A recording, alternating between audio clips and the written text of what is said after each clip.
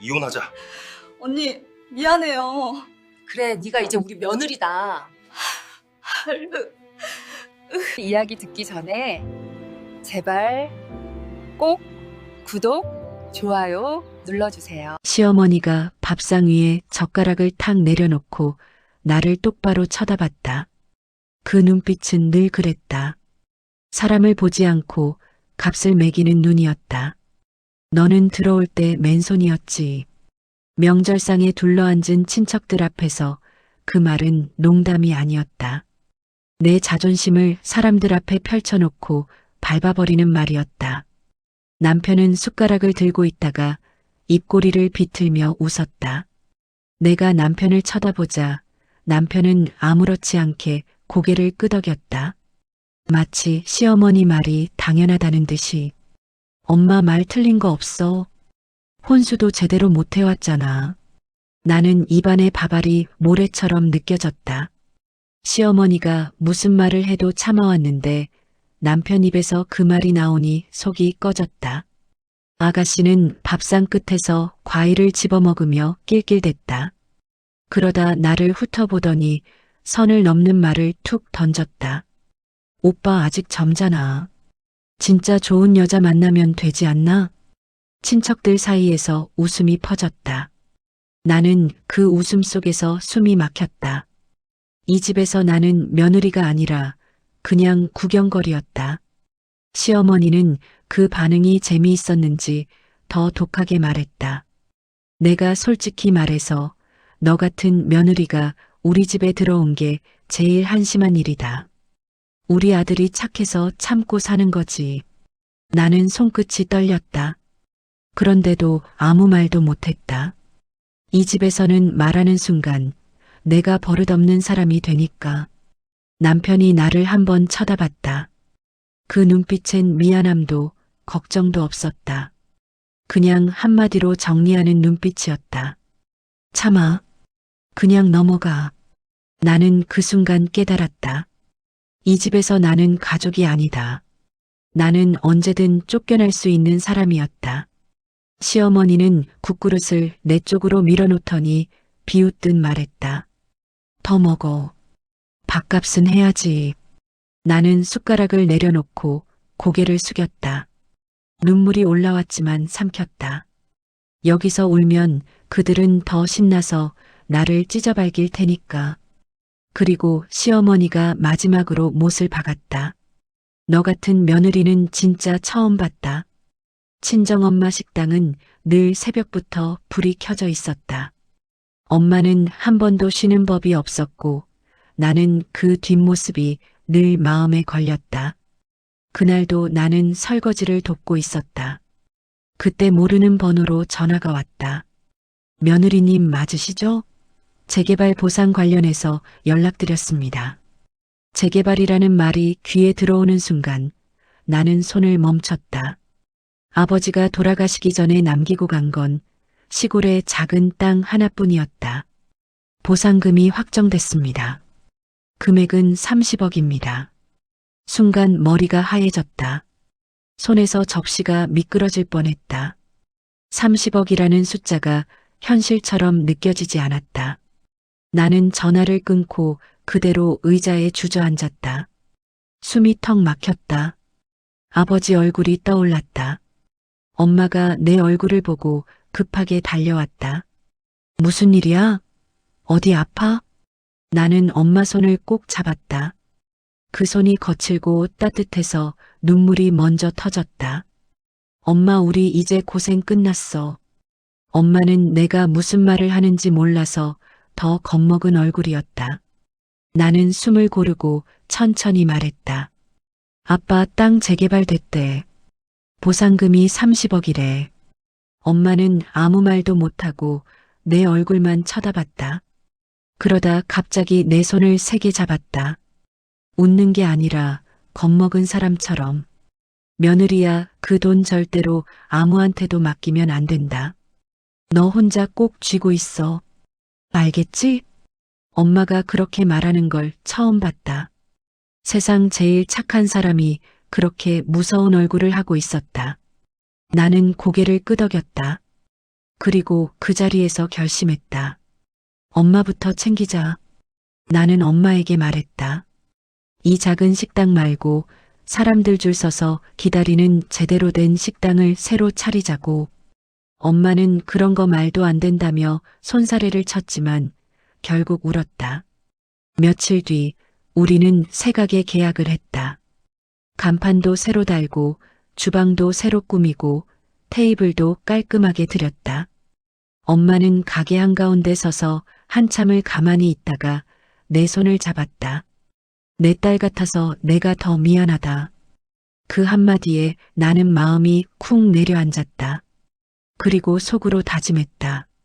나도 이제 행복해질 자격 있다. 그런데 그 행복은 오래가지 않았다.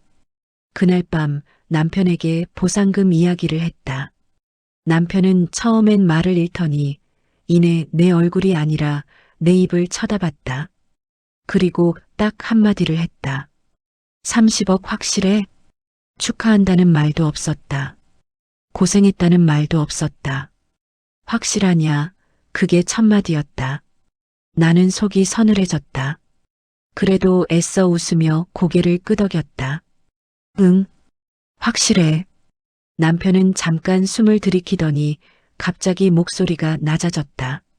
다정한 척, 친절한 척. 그런데 그 안에 욕심이 보였다. 그럼 이제 우리 진짜 사람답게 살 수 있겠네. 나는 그 말이 좋게 들리지 않았다.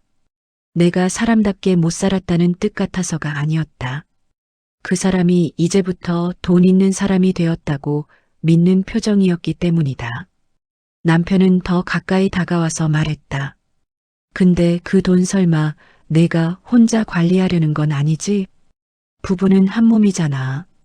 그 순간 내 심장이 철렁 내려앉았다.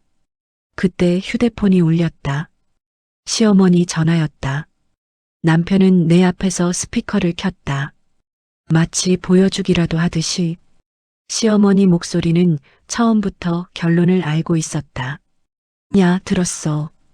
땅 보상금 나왔다며? 나는 입술을 깨물었다. 이 집에는 비밀이 없었다.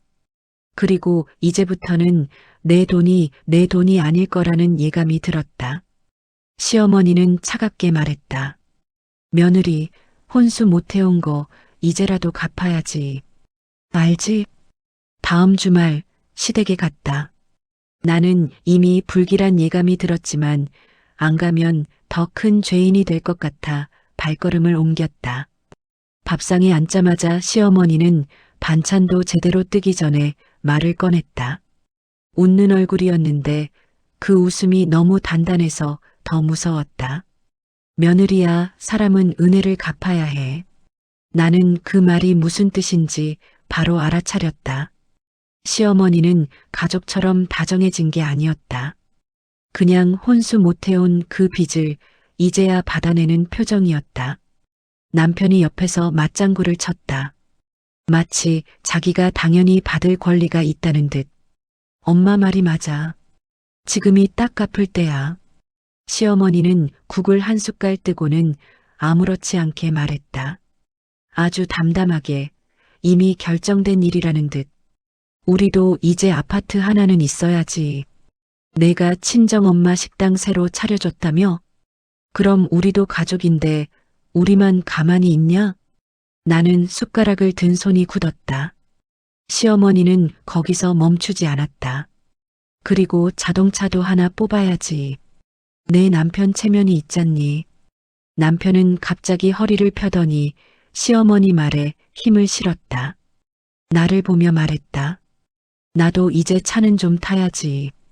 공무원 생활 그만해도 체면은 있어야 하잖아. 그때 아가씨가 웃으며 말을 툭 던졌다. 나는 그 말이 농담이 아니라는 걸 단번에 느꼈다. 새언니, 나 시집 가야 되잖아. 집은 기본이고 혼수도 다 해줘야지.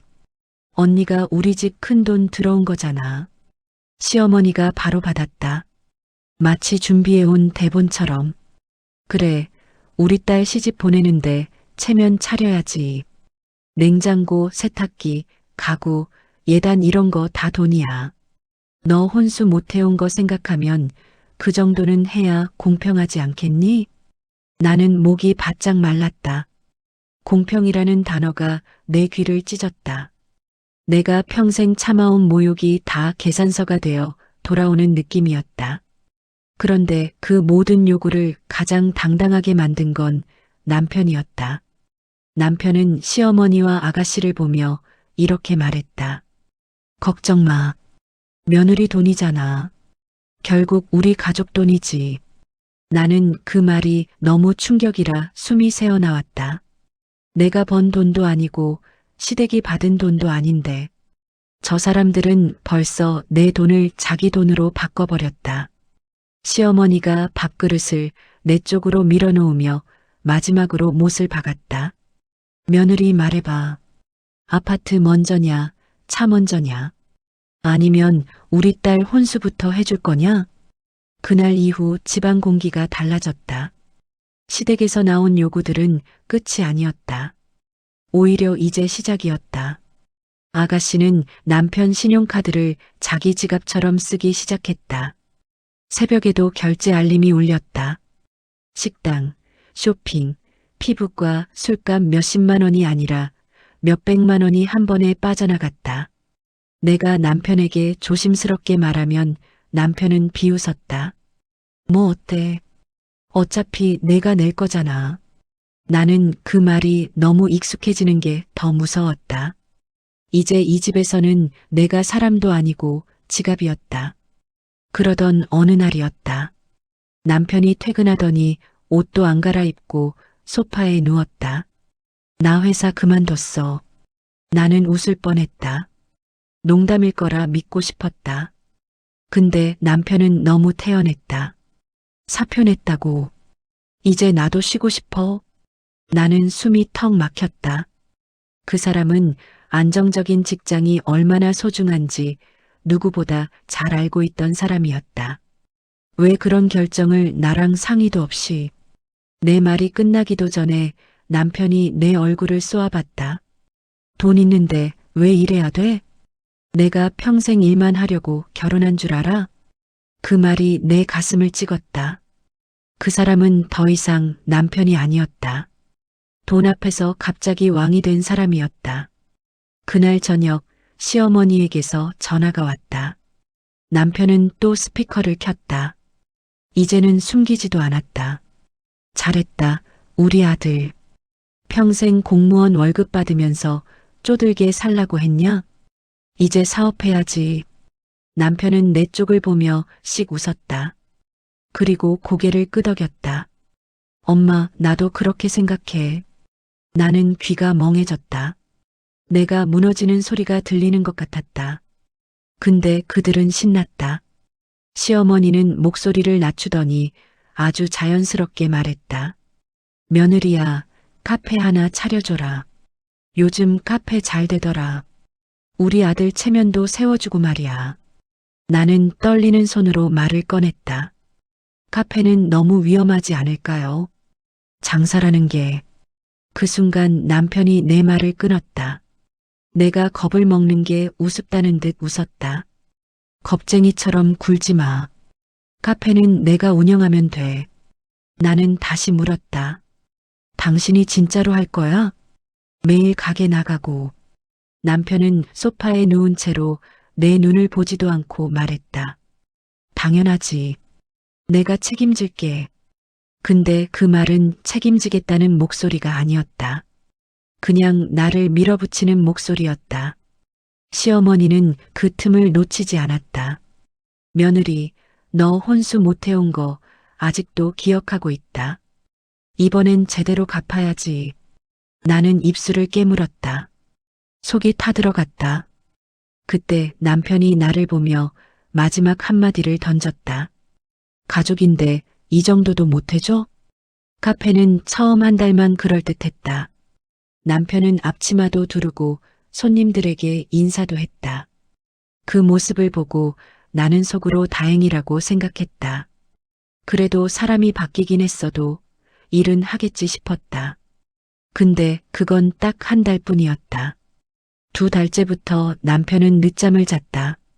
가게 오픈 시간에 일어나지도 않았다. 직원에게 전화가 오면 짜증부터 냈다. 내가 알아서 해. 그런 걸로 왜 나를 깨워? 처음엔 나는 그래도 참았다. 사업이 처음이니 힘들 수 있다고 생각했다. 근데 이상하게도 매일 돈이 빠져나갔다. 커피 원두가, 인테리어 추가 비용, 장비 교체 비용. 처음엔 다 필요한 비용이라고 믿었다. 하지만 폐업을 결정한 날 나는 확실히 느꼈다. 이건 실패가 아니라 그냥 돈이 새고 있다는 느낌이었다. 결국 몇 달도 못 버티고 카페는 문을 닫았다. 남편은 집에 돌아오자마자 소파에 누워버렸다. 미안하단 말은 없었다. 오히려 내게 화를 냈다. 내가 해봤자 뭐해. 손님들이 안 오는데. 나는 그 말에 입이 막혔다. 당신이 가게에 안 나간 날이 더 많았다는 말은 삼켰다. 그 말을 꺼내면 또 내가 잔소리하는 며느리가 될 테니까. 그런데 진짜 지옥은 그 다음이었다. 시어머니가 또 전화를 했다. 이번에는 웃는 목소리였다. 실패를 위로하는 웃음이 아니라 더 뜯어낼 때 나오는 웃음이었다. 괜찮아. 다시 하면 돼. 한 번 망해봤으니까 두 번째는 잘하겠지. 나는 속이 울렁거렸다. 그 말이 너무 자연스러웠다. 마치 내 돈은 무한대로 나오는 것처럼. 남편도 똑같았다. 남편은 시어머니 말에 바로 맞장구를 쳤다. 맞아. 다시 하면 돼. 이번엔 더 큰 거 해야 돼.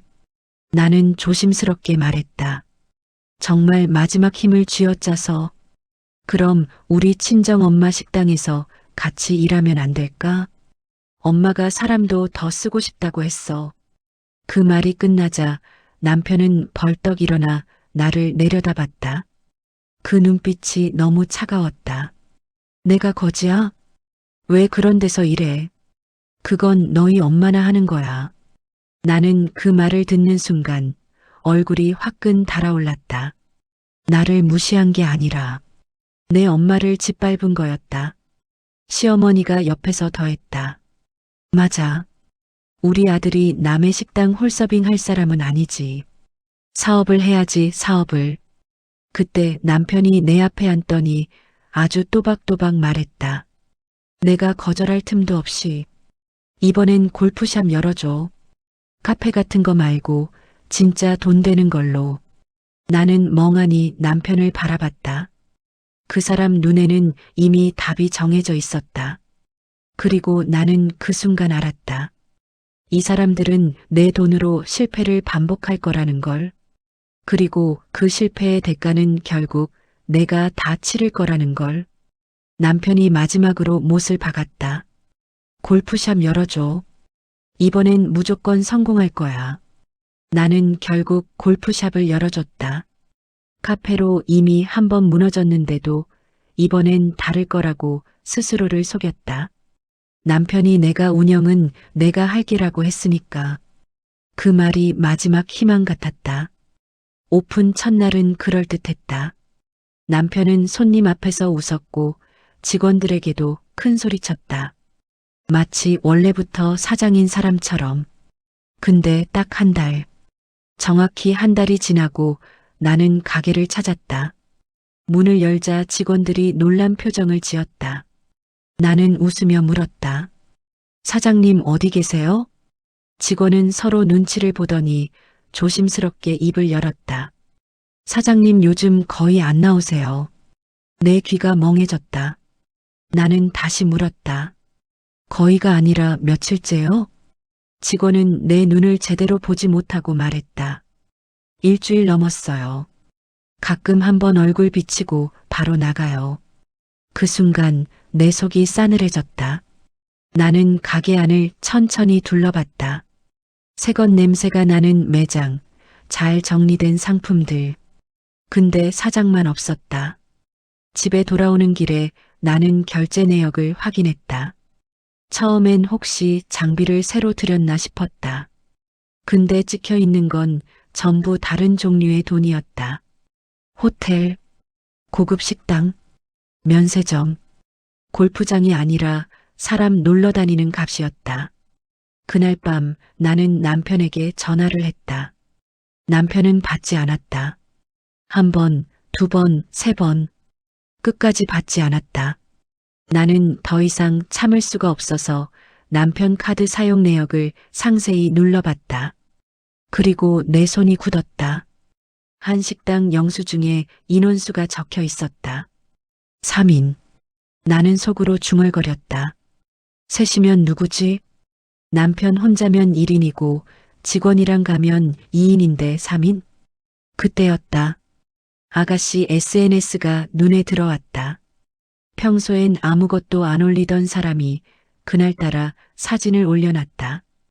테이블 위에 고기, 와인, 디저트, 고급 식당이었다. 사진 설명이 있었다. 오늘 너무 행복해요. 내가 손가락을 떨며 사진을 넘기자 다음 사진이 나왔다. 그 순간 나는 숨이 멎었다. 시어머니가 있었다. 아가씨도 있었다. 그리고 처음 보는 여자가 그 옆에서 웃고 있었다. 그 여자는 남편 팔을 잡고 있었다. 너무 자연스럽게, 마치 원래부터 그 자리가 자기 자리였다는 듯이 나는 손끝이 얼어붙었다. 그런데 더 끔찍한 사진이 다음에 있었다. 공항, 면세점 봉투, 그리고 시어머니가 그 여자 손목에 뭔가를 끼워주는 장면. 팔찌였다. 내 카드로 결제된 바로 그 선물이었다. 나는 그 자리에서 몸이 굳었다. 머릿속이 텅 비었다가 갑자기 피가 거꾸로 솟았다. 손이 떨려서 휴대폰을 떨어뜨릴 뻔했다. 그때 남편에게서 문자가 왔다. 왜 전화를 그렇게 해? 나는 그 문자 하나를 보는 순간 웃음이 나왔다. 미친 사람처럼 웃음이 나왔다. 내가 답장을 보내려는데 또 다른 알림이 떴다. 이번엔 모르는 번호였다. 짧은 문장 하나. 비웃듯이 언니 남자 관리 좀 하세요. 나는 그 문장을 한참 바라봤다. 그리고 그때 확실히 알았다. 남편이 바람난 게 문제가 아니었다. 시어머니도 아가씨도 이미 그 여자 편이었다. 내 돈으로, 내 카드로, 내 인생을 뜯어먹으면서 나는 휴대폰을 꼭 쥐었다. 숨이 너무 차서 가슴이 아팠다. 그리고 아주 조용히 나 혼자 말했다. 그래, 너희는 내가 사람으로 보이지 않았지. 남편은 그날 밤 늦게 들어왔다. 술 냄새가 났고 눈빛은 이미 나를 사람으로 보지 않았다. 나는 아무 말도 하지 않고 남편을 바라봤다. 그랬더니 남편이 먼저 입을 열었다. 이혼하자. 나는 숨을 들이켰다. 그 말이 너무 담담해서 더 무서웠다. 갑자기 무슨 말이야? 남편은 내 말에 대답하지 않고 현관 쪽을 힐끗 봤다. 그리고 문이 다시 열렸다. 여자가 들어왔다. 내가 사진에서 봤던 그 여자였다. 그런데 그 여자는 내 얼굴을 보자마자 눈도 피하지 않았다. 오히려 당당하게 내 앞에 앉았다. 그리고 천천히 배를 감싸쥐었다. 저 임신했어요. 그 순간 내 귀에서 웅소리가 났다. 세상이 멀어지는 느낌이었다. 근데 더 끔찍한 건 그 다음이었다. 시어머니가 들어왔다. 아가씨도 함께였다. 나는 그들이 어떻게 알고 여기까지 왔는지 묻지도 못했다. 시어머니는 나를 보자마자 한숨을 쉬었다. 마치 내가 잘못한 사람처럼. 며느리야, 이제 정리하자. 그렇게 된 이상 너도 눈치가 있어야지. 나는 시어머니 얼굴을 봤다. 이 여자가 내 연녀라는 걸 알면서도 내 돈으로 그 여자랑 밥을 먹고 선물을 주고 여행을 다닌 그 얼굴이었다. 아가씨는 옆에서 웃었다. 그 웃음이 너무 가벼워서 더 잔인했다. 언니, 오빠는 자기 애가 필요하잖아. 언니는 돈도 있잖아. 쿨하게 보내줘. 내 손이 떨렸다. 나는 남편을 봤다. 남편은 눈 하나 깜빡하지 않았다. 그냥 깔끔하게 끝내자. 너도 이제 편할 거야. 그 순간 나는 입에서 웃음이 나올 뻔했다. 이 사람들은 내게 편하라고 말하고 있었다. 내 인생을 뜯어먹은 사람들이. 남편은 테이블 위에 서류를 올렸다. 이혼 서류였다. 사인해.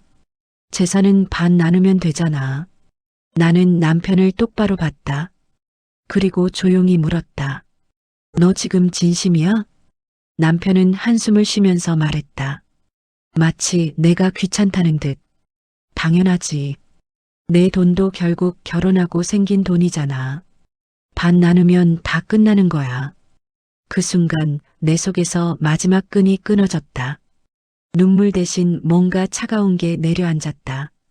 나는 서류를 들고 천천히 말했다. 그래. 시어머니 눈빛이 흔들렸다. 그들은 내가 울고 매달릴 줄 알았을 거다. 근데 내가 너무 담담하니까 오히려 불안해했다. 남편은 내 손을 재촉했다. 빨리 해. 우리도 정리해야지. 나는 펜을 들었다. 그리고 아주 조용히 웃는 얼굴로 말했다. 좋아, 이혼하자. 이혼 서류에 사인을 하고 집에 혼자 남았을 때 이상하게 눈물이 안 났다. 가슴이 비어버린 것처럼 조용했고 그 조용함이 더 무서웠다. 나는 그날 밤 한숨도 못 잤다. 내가 무너진 게 아니라 내가 인간 취급을 받지 못했던 시간이 떠올랐다. 며칠 뒤 남편 쪽에서 갑자기 연락이 왔다. 그 목소리는 며칠 전 그 사람 목소리가 아니었다. 낮고 조심스럽고 어딘가 초조했다. 며느리, 우리 잠깐만 얘기하자. 나는 대답하지 않았다. 그 대신 시댁 쪽에서 다시 전화가 왔다. 이번엔 시어머니였다. 며느리야, 잠깐 얼굴 보자. 나는 그제야 알아차렸다. 무언가가 꼬였다는 걸. 그날 오후 남편과 시어머니와 아가씨가 우리 집으로 들어왔다. 며칠 전까지 나를 버리라고 소리치던 얼굴들이었다. 근데 그 얼굴이 이상했다. 눈치 보는 얼굴이었다. 겁먹은 얼굴이었다. 시어머니가 먼저 내 손을 잡았다. 손이 떨리고 있었다. 며느리야, 우리가 철이 없었다. 사람이 욕심을 부리면 눈이 멀더라. 아가씨도 갑자기 목소리를 낮췄다. 며칠 전 그 비웃음이 사라져 있었다. 언니, 나 진짜 잘못했어. 우리 다시 잘 지내면 안 돼? 남편은 고개를 숙였다. 그리고 무릎까지 꿇었다. 내가 미쳤었어. 한 번만 봐줘. 나는 그 모습을 보고 속으로 웃었다. 이 사람들은 절대 스스로 반성해서 온 게 아니었다. 이 정도로 엎드릴 이유가 생긴 거였다. 나는 며칠 전 조용히 확인해 둔 게 있었다. 상속받은 재산은 이혼 재산분할 대상이 아니라는 것. 내 돈을 반 나눠줄 거라고 믿고 날 내쫓던 사람들이 이제 와서 얼굴이 바뀐 이유는 그거였다. 그때 문득 내 연녀가 떠올랐다. 나는 그 여자도 어떻게 됐는지 알고 있었다. 남편 식구들이 변호사를 만나고 나서 제일 먼저 그 여자를 버렸다는 걸. 그 여자는 시댁에 매달렸을 거다. 울면서 애원했을 거다. 근데 돈이 없는 그 여자는 그들에겐 아무것도 아니었을 테니까. 남편은 그 여자에 대해서도 한마디를 했다. 지금 생각해도 역겨운 말이었다. 걔가 애가 졌다고 했는데 솔직히 내 애인지 어떻게 알아? 난 책임 못 져. 나는 그 순간 확실히 느꼈다. 이 남자는 사람의 탈을 쓴 짐승이었다. 사랑이 아니라 이용만 하는 인간이었다. 그날 밤 나는 몸이 이상했다. 어지럽고 속이 울렁거렸다. 병원에 갔다. 의사는 내 얼굴을 한번 보더니 조용히 말했다. 임신이세요. 순간 귀가 멍해졌다. 나는 한참을 멍하게 앉아 있었다. 아버지 없이 자란 시간들이 떠올랐다. 나는 그 서러움을 너무 잘 알았다. 그래서 잠깐 흔들렸다. 아이를 지켜야 할지, 내 인생을 지켜야 할지. 하지만 나는 결심했다. 아이와 나 그리고 친정 엄마의 행복을 위해 이혼을 끝까지 하기로. 며칠 뒤 시댁은 다시 찾아왔다. 이번엔 더 살갑게, 더 간절하게 굴었다. 그들의 눈빛은 용서가 아니라 돈이었다. 나는 웃는 얼굴을 만들어냈다. 그리고 아주 다정한 목소리로 말했다. 어머님, 우리 다 잊고 다시 시작해요.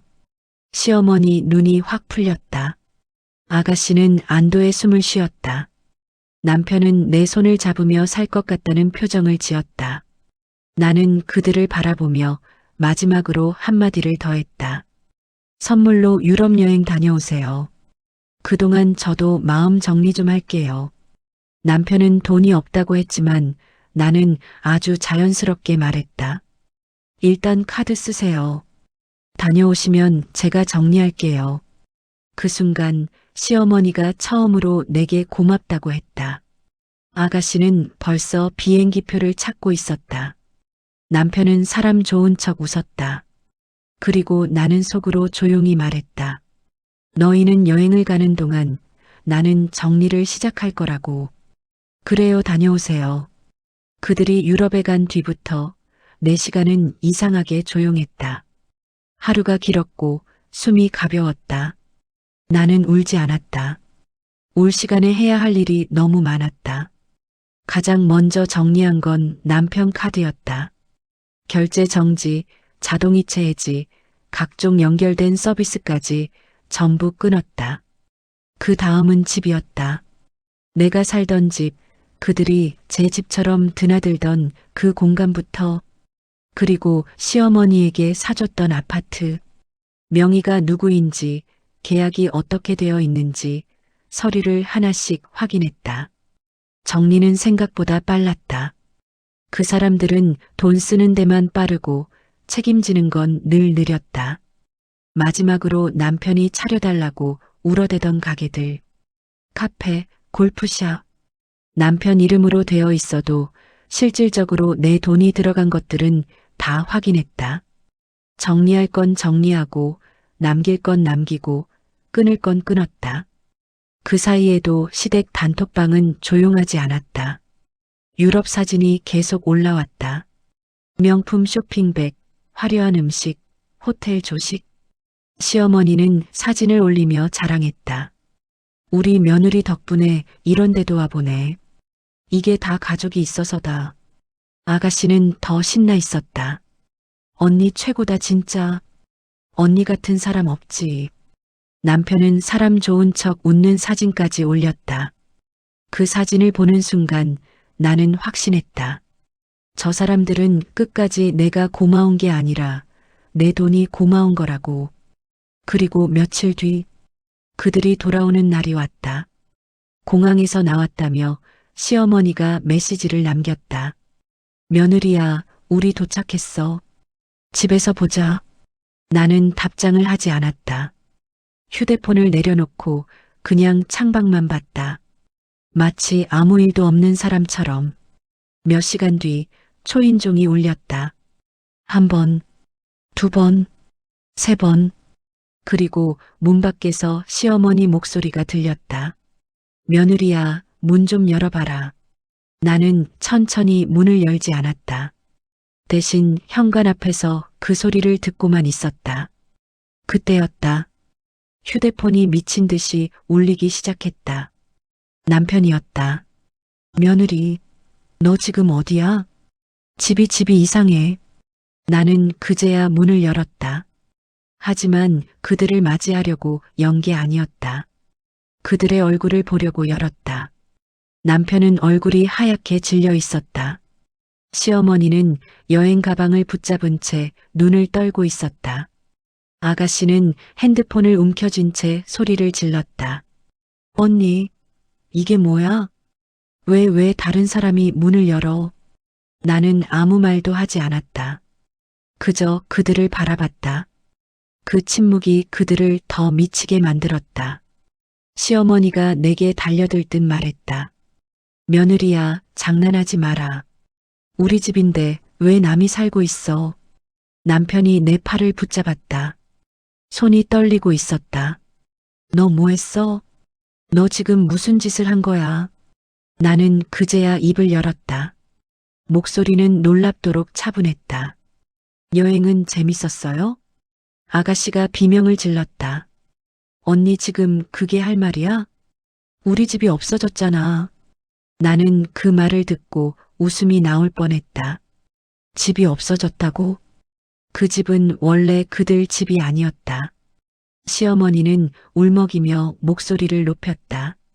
너 지금 미쳤니? 내가 감히 우리한테 이런 짓을 해. 나는 천천히 가방을 하나 꺼내 현관 앞에 내려놓았다. 그 안에는 서류가 들어 있었다. 남편이 그걸 보고 눈을 크게 떴다. 뭐야 이거? 나는 서류 맨 위에 있는 종이를 꺼내 문 앞에 툭 던졌다. 딱 한 장.